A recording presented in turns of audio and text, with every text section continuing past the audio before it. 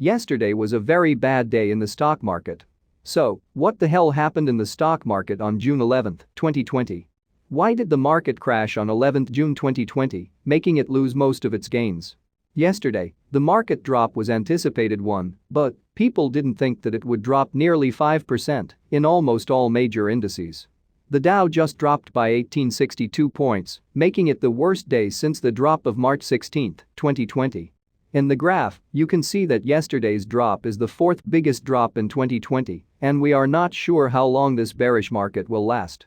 Looking at this image, we can see that the market is going back to its bear rally, suggesting that the bull market was based on people's anticipation of opening the economy and Fed's help to stabilize the market. But what happened yesterday that made stocks fall?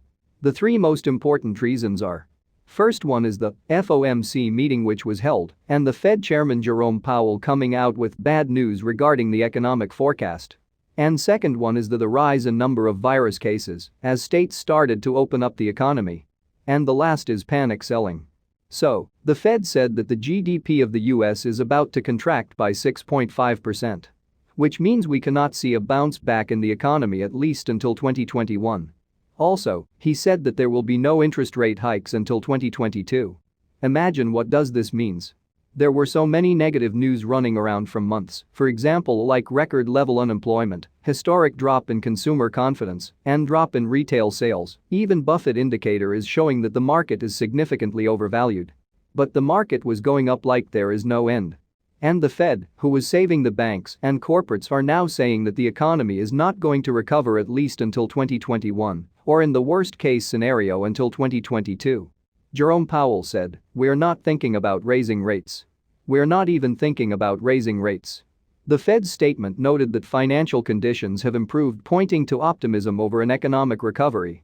In addition to keeping rates in its target range of 0% and 0.25%, the Fed statement also committed to increasing its asset purchases over the coming months. By keeping rates low through at least 2022, the Fed hopes it will be able to steer the economy back to its pre-pandemic shape. The decision to hold rates at near zero was unanimously agreed upon.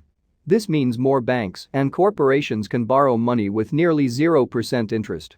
This was the first red flag because 0% interest rate means the situation is very bad at present. Also, 0% interest rate or negative interest rates, which the Fed can come up with, probably in Q3 or Q4 of 2020, means that we are never seeing an economic rebound soon, no matter what the Fed does. Inject trillions of dollars or cut interest rates to zero. What made matters worse are the Fed's statement, "We have to be honest that it's a long road, it's going to take some time, and we are going to be deploying all our tools, in pursuit of those goals." Meaning that they are ready to print in another $2 or $3 trillion into the economy within Q4. After the trigger by the Fed on the economy, there was another red flag which made things even worse, that is, the number of virus cases started to rise in a few states. This was due to the opening of lockdown and easing lockdown measure. Texas, Florida, Arizona, and California are reporting a high number of cases.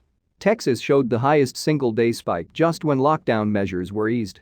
We should also remember that the protests regarding the death of George Floyd. There are no social distancing measures, nor people are wearing face masks. This will definitely increase the number of cases. The only panic as of now is that of a second wave, and all the researchers have downplayed, saying that we have not entered the second wave because we have not got rid of the first wave itself. Anthony Fauci said that this is his worst nightmare. The third factor was people's emotions and panic selling.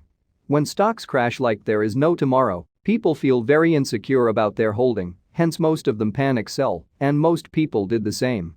The only index which is positive is the VIX. Please like and share it with one friend. Thank you.